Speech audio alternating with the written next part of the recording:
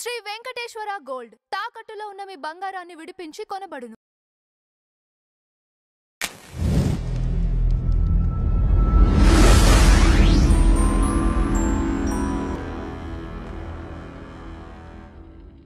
నమస్కారం నాగార్జున గారు. నమస్తే అంజీ గారు. నందిగం సురేష్ గారు బయటకు వచ్చిన తర్వాత ఏదైతే వీడియో సర్క్యులేట్ అవుతుందో ఇప్పుడు రిలీజ్ అయ్యారు అనుకోవచ్చా?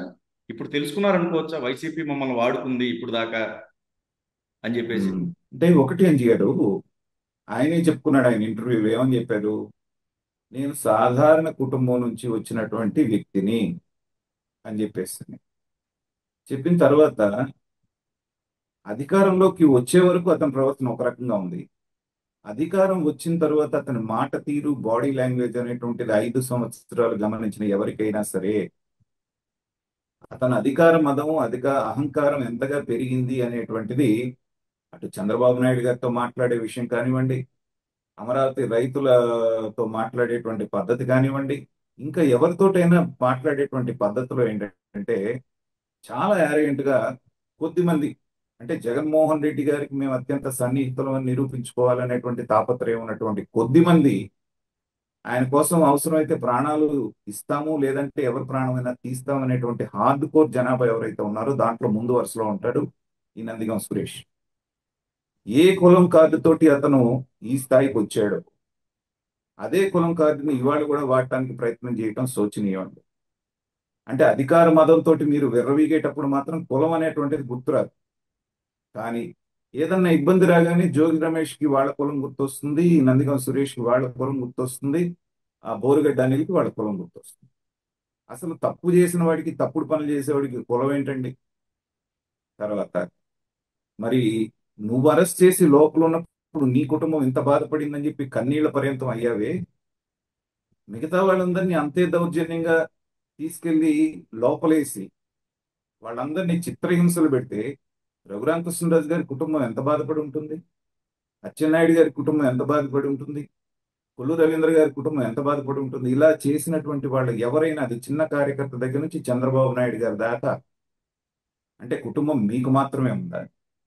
మీరు మాట్లాడినటువంటి మాటలు, మీరు వీరంగం అనేటువంటిది జనాలు గమనించలేదు అనుకున్నారా? సరే, నీ సామాజిక వర్గం వాళ్ళు నీ మీద, లేకపోతే నీ పార్టీ వాళ్ళు నీ మీద అసూయ ప్రదర్శించారని చెప్పేసి అన్నావు, బాగుంది. కానీ అదే ఇంటర్వ్యూ చేసిన ఆయన అడిగాడు, ఏమండి మీరే చెప్పారు నాది సాధారణమైన కుటుంబం నుంచి నేను వచ్చానని, మరి మీరు వస్తా ఉంటే అదేదో సెలబ్రిటీ లాగా ఒక 15 మంది ఏమో సెక్యూరిటీ గార్డులు, ఒక 40-50 మంది మిగతా వాళ్ళందరూ, ఇదేంటండి ఒక దండయాత్రకి వెళ్ళినట్టు వెళ్తారు మీరు ఎక్కడికి వెళ్ళినా అని అడిగాడు. అడిగినప్పుడు అతను చెప్పిన సమాధానం మీరు గమనించారు అంజీ గారు?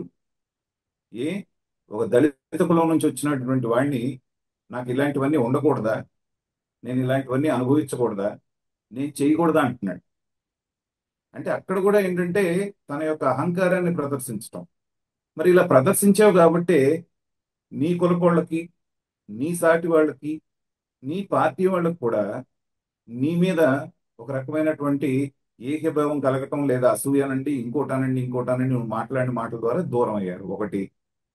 రెండోది, అదే ఇంటర్వ్యూలో ఆయన ఏం చెప్తున్నాడు? నాకు తెలియకుండా నా బామ్మర్దునని, నా తోడులని, నా మామనని ఫోన్లు చేసి అనేక మంది నా పేరు చెప్పి అనేకమైన పనికిమాలిన పనులన్నీ చేయించుకున్నారు. అది కూడా ఆయనే కన్ఫెస్ చేస్తున్నాడు. సో చేసినప్పుడు ఇలా జరుగుతుందని తెలుసుకోకపోవటం ఎవరు తప్పండి?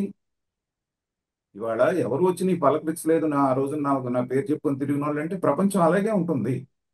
అధికారం ఉన్నంతసేపు అంతా బ్రహ్మాండంగా నీకు కనపడుతుంది, కానీ అధికారం పోయిన తర్వాతే నా వాళ్ళెవరు, నీ వాళ్ళెవరు అనేటువంటి రియలైజేషన్ వస్తుంది. ఆ వచ్చే నాటికి ఎవ్వరూ కనపడరు నీ పక్కన. కాబట్టి వాళ్ళందరూ దౌర్జన్యాలు చేసి డబ్బు సంపాదిస్తున్నట్టుగా నీకు తెలియలేదు అంటే ఒక లీడర్గా నువ్వు ఫెయిల్ అయినట్టే.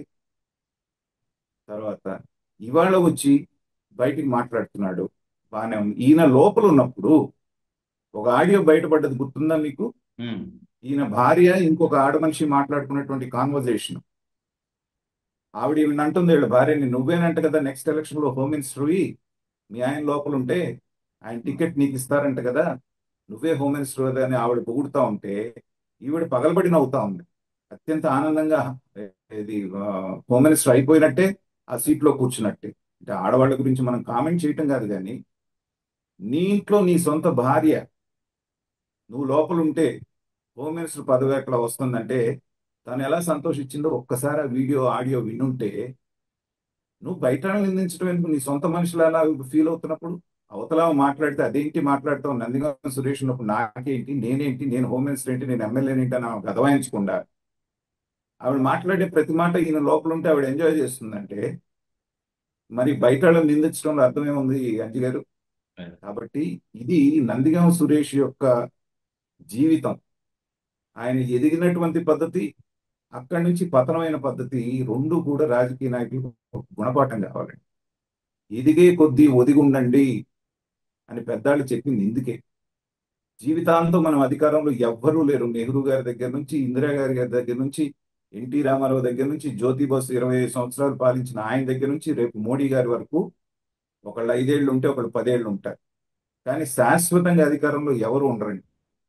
అది ప్రతి రాజకీయ నాయకుడు గుర్తుపెట్టుకొని 5 ఏళ్ల పాటు ప్రజాసేవ చేసేటువంటి అవకాశం నాకు ఇచ్చారు, నేను ఇక్కడ చేయాలి అనేటువంటి భావంతో మీరు చేస్తే ప్రజలు గుండెల్లో పెట్టుకుంటారు. కానీ అహంకార పూరితంగా బెంచ్ కార్లు వేసుకొని, ఫార్చునర్లు వేసుకొని అధికార దర్పాన్ని ప్రదర్శిస్తే అసూయ పాలవుతారు. ఖచ్చితంగా వీడు ఎక్కడ దొరుకుతాడు, వీడిని పడేద్దాం అనేటువంటి ఇది చేస్తూ ఉంటారు. ఈ సందర్భంగా ఒక ఉదాహరణ చెప్తాను అంజి గారు మీకు. పాలకొల్లు ఎమ్మెల్యే ఉన్నారు, ఎవరు, ఆయన ఇప్పుడు మినిస్టర్ ఉన్నారు చూసారా, నాయుడు గారు. రామానాయుడు గారు. ప్రజలతో ఎలా కలిసి ఉంటారు? ఆ రామానాయుడు గారు. మరి ప్రజలు ఆయన ఎలా గుండెలో పెట్టుకున్నారు? ఒక సాధారణ కార్యకర్తగా స్టార్ట్ అయినటువంటి వ్యక్తి నిరంతరం ప్రజలతో ఉండి ఎలాంటి అహంకారం ప్రదర్శించకుండా వరదలు వచ్చినా ఇంకోటి వచ్చినా వాళ్ళతో ఉన్నప్పుడు అక్కడి నుంచి వాళ్ళ మినిస్టర్ అయి కూర్చున్నాడు. వినయంగా ఉంటాడు. ఇక్కడ బుడమేరు పొంగినప్పుడు రాత్రి మగళ్ళు అక్కడ కట్ట మీద కూర్చొని ఎలా కష్టపడ్డాడో రాష్ట్ర ప్రజలందరూ గమనించారు. సో నాయకుడు అనేటువంటి వాడు అలాగే ఎగ్జాంపులరీగా ఉండాలి. కానీ అధికార మదంతో కనుక విర్రవీగితే చివరికి ఇలాగే ఎండవ్వాల్సి వస్తుంది. అతని రాజకీయ జీవితం అనేటువంటిది ఆల్మోస్ట్ అయిపోయింది. కేసులు తిరగటానికే సరిపోతుంది. ఇప్పటికైనా మన ఇంటర్వ్యూ అంతా చేశాను నేను.